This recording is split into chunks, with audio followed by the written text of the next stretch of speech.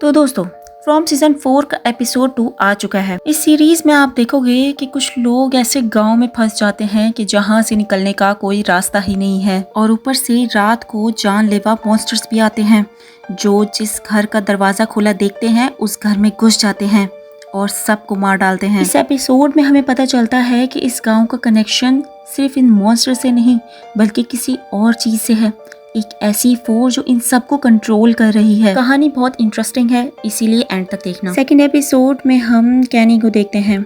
आधी रात में उसकी नींद खुल जाती है।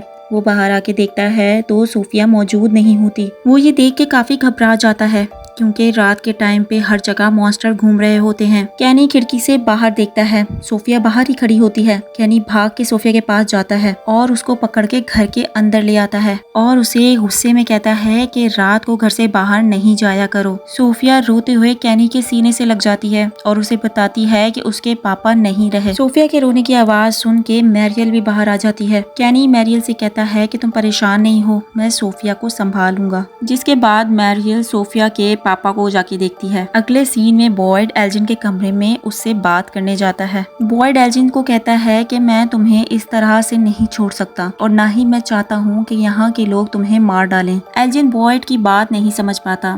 फिर बॉयड उसे कहता है कि तुमसे अगर कोई बाहर पूछे कि तुम्हारी आँख को क्या हुआ तो तुमने उन्हें यही कहना है कि फातिमा को बचाते हुए मुझे ये चोट लग गई। एल्जिन बॉयड की बात मान जाता है। फिर बॉयड अपने कमरे में सोने चला जाता है। फिर अगले सुबह बॉयड जब अपने काम से बाहर जा रहा था तो सामने उसे एक अजीब सी चीज लटकी नजर आती है। बॉयड फौरन अंदर जाता है और एक दूरबीन लाता है। दूरबीन से देखता है कि एक बोरी में कोई चीज लटकी हुई है जिससे बहुत सारा खून टपक रहा होता है। उस बोरी को देख के बॉयड बहुत ज्यादा डर जाता है क्योंकि इस वक्त टाउन में सिर्फ एक ही शख्स गायब था और उस शख्स का नाम है जिम। फिर कुछ देर बाद हम देखते हैं कि जेड, डैनी और डोना समेत बाकी लोग भी बाहर आ जाते हैं। टैबिथा जब वो बोरी देखती है तो उसके होश उड़ जाते हैं, लेकिन फिर भी वो हिम्मत रखकर अपने बच्चों को संभालती है क्योंकि उसके बच्चे भी बहुत ज्यादा डरे हुए होते हैं क्योंकि बच्चे भी सब समझ चुके होते हैं। वो बच्चों को अंदर भेजने की कोशिश करती है लेकिन ईथन भागता हुआ घर से बाहर आ जाता है। लेकिन तभी टबिता ईथन को रोकती है और जूली से कहती है कि ईथन को घर के अंदर ले जाओ। जूली समझदार थी इसलिए वो हिम्मत करके ईथन को अपने साथ ले जाती है। फिर टबिता आंखों में आंसू लिए उस बोरी के पास जाती है और उसे खोलती है। लेकिन हैरान करने वाली बात ये थी कि उस बोरी में जिम नहीं था बल्कि एक मरी हुई भेड़ थी। दूसरी तरफ जूली ईथन का मन बहलाने के लिए फार्म हाउस ले जाती है। फार्म हाउस का दरवाजा खोलते ही उन दोनों की चीख निकल जाती है। फिर टबिता और बॉयड उन दोनों की चीख सुनते ही फौरन फार्म हाउस की तरफ भागते हैं। दरअसल फार्म हाउस में जिम की लाश लटकी हुई होती है। साथ ही दीवार पर एक मैसेज लिखा होता है कि कुछ जानने के बदले कोई कीमत लाजमी चुकानी होती है। टबिता जिम की लाश देख के फूट फूट के रोने लगती है, जिसके बाद बॉयड टबिता को संभालता है। अगले सीन में हम देखते हैं कि कैनी सोफिया से बात कर रहा होता है। सोफिया उसे बताती है कि मेरा चश्मा खराब हो गया है। फिर कैनी उसे स्टोर रूम में ले जाता है क्योंकि स्टोर रूम में उसे कई सारे लेंसेज मिल सकते हैं। अब कहीं ना कहीं कैनी सोफिया को पसंद करने लगा था, लेकिन उसे जरा भी अंदाजा नहीं होता कि सोफिया असल में है कौन। वहीं दूसरी तरफ बॉयड टबिता और बच्चों को उनके घर भेज देता है। ईथन बहुत ज्यादा गुस्से में होता है क्योंकि टबिता शुरू से ही सब कुछ जानती होती है, लेकिन फिर भी उसने ये सारे सच छुपा के रखे होते हैं। टबिता ईथन को समझाने की बहुत कोशिश करती है। ईथन और जूली गुस्से में वहाँ से चले जाते हैं। दूसरी तरफ बॉयड, एलिस और जेड जिम की लाश को चर्च ले जाते हैं क्योंकि जिम के फ्यूनरल से पहले उसकी बॉडी को थोड़ा सेट करना पड़ेगा। बॉयड को समझ नहीं आ रहा होता कि उस मैसेज का आखिर क्या मतलब है, जिसके बाद हम देखते हैं कि जेड उस मैसेज की पहेली को सुलझाने लग जाता है। दूसरी तरफ कैनी जब सोफिया को स्टोर रूम ले जा रहा होता है तो सामने सारा मिल जाती है। सारा कैनी से कहती है कि सोफिया को नए लेंस मैं ले दूंगी, तब तक तुम अपना बाकी का काम देख सकते हो। कैनी सोफिया के साथ जाना चाहता था लेकिन बीच में सारा आ जाती है। फिर सारा सोफिया को अपने साथ ले जाती है और उसे अलग अलग तरह के लेंस दिखाती है। चश्मा पसंद करने के बाद सारा सोफिया को खाना खिलाने ले जाती है क्योंकि उसे बहुत भूख लगी थी। अगले सीन में हम बॉयड और जेड को देखते हैं। दोनों मैसेज के बारे में बात कर रहे होते हैं। दरअसल जेड ने उस मैसेज की पहेली सुलझा ली होती है, ये कि जिम की मौत की वजह वो लोग खुद होते हैं। असल में टबिता और जेड ने बोतल वाले पेड़ के पास जाके उन चिट्ठियों की पहेली सुलझाने की कोशिश की थी और यहाँ की शक्तियाँ ये नहीं चाहती कि कोई भी इस टाउन से बाहर जाए, जिसकी वजह से टबिता की गलती की कीमत जिम को चुकानी पड़े। बॉयड को जेड की ये बात सही लगती है, जिसके बाद जेड तबिता के पास चला जाता है ताकि वो उसे भी ये सारी बात बता सके। इधर जूली ईथन को सुलाकर रैंडल के पास चली जाती है क्योंकि उसे रैंडल की मदद चाहिए थी। दरअसल जूली को यकीन होता है कि उस जंगल में कुछ तो ऐसा हुआ था जिसकी वजह से जूली टेलीपोर्ट होके किसी और वक्त में चली गई थी। रैंडल जूली को समझाता है कि तुम्हें ये पागलपन बिल्कुल भी नहीं करना चाहिए, लेकिन जूली को किसी भी हालत में जिम को बचाना था। नेक्स्ट सीन में हम देखते हैं तबिता उसी फार्म हाउस में होती है और उस मैसेज को मिटा रही होती है। तभी जेड वहां आ जाता है। तबिता जेड को देखते ही उसे जाने को कह देती है क्योंकि उसका अभी किसी से भी बात करने को दिल नहीं करता, लेकिन जेड चुप नहीं रहता। वो तबिता को समझाता है कि जिम की मौत की वजह हम दोनों हैं क्योंकि हमने यहाँ के रहस्यों को जानने की कोशिश की थी। जेड की ये बात सुन के तबिता और भी ज्यादा गुस्सा हो जाती है और जेड से कहती है कि मैं जिम की मौत से डरने वाली नहीं हूँ। इतना कहकर तबिता वहां से गुस्से में चली जाती है। जेड सोचता है कि उसे तबिता को रोकना चाहिए, लेकिन फिर वो ऐसा नहीं करता क्योंकि उसे पता था तबिता अभी बहुत दुखी है।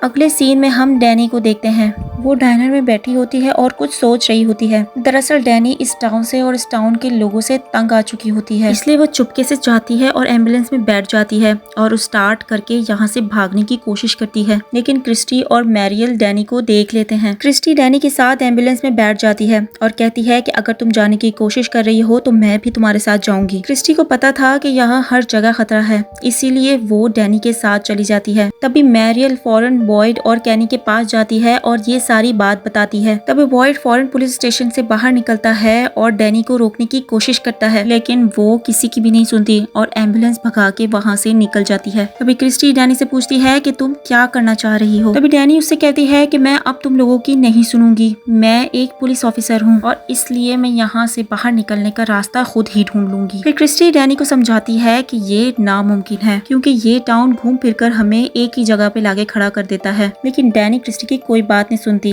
क्योंकि वो यहाँ से बाहर निकलना चाहती है। इधर तबिता जिम की बॉडी के पास आकर फूट फूट के रोने लगती है क्योंकि उसने कभी नहीं सोचा था कि वो दोनों इस तरह से अलग होंगे। तबिता जिम से वादा करती है कि मैं ईथन और जूली का पूरा ख्याल रखूंगी। वहीं दूसरी तरफ डैनी जब बार बार घूम फिर के वहीं से दोबारा निकल रही थी तो बॉयड उसे कई बार उधर रोकने की कोशिश करता है, लेकिन जब वो नहीं सुनती तब बॉयड कैनी से कहकर कांटों वाली स्ट्रिप सड़क पर बिछवा देता है ताकि गाड़ी उसके ऊपर से गुजरते ही रुक जाए। जब डैनी और क्रिस्टी जा रहे होते हैं तभी रास्ते में उन्हें ईथन दिखता है। ईथन अपना बैग लेकर कहीं जा रहा होता है, तभी वो एम्बुलेंस देखकर झाड़ियों के पीछे छुप जाता है। क्रिस्टी डैनी से कहती है कि गाड़ी रोको, हमें ईथन को बचाना होगा, लेकिन डैनी उसकी बात नहीं मानती। अगले सीन में हम जूली और रैंडल को देखते हैं जो उन्हीं पत्थरों के पास पहुँच जाती है जहाँ से पास्ट या फ्यूचर में ट्रेवल कर सकते हैं। तभी जूली रैंडल को कहती है कि पहले तुम जाके देखो। रैंडल अपनी आंखें बंद करता है और उन पत्थरों के बीच में जाता है। हैरान करने वाली बात ये थी कि पत्थरों के बीच में जाकर भी रैंडल को कुछ नहीं होता। इसका मतलब ये है कि यहाँ की शक्तियाँ उन्हीं लोगों पर काम करती है जिन्हें वो खुद चुनती हैं, जैसे कि वो बच्चे जो सिर्फ और सिर्फ तबिता और जेड को दिखाई देते हैं। फिर जूली रैंडल को सारा प्लान समझा देती है। इसके मुताबिक जूली इन पत्थरों से होकर टाइम ट्रेवल करेगी। अगर उसे कोई भी गड़बड़ लगी तो रैंडल उसे बाहर खींच लेगा। रैंडल उसकी ये बात समझ जाता है।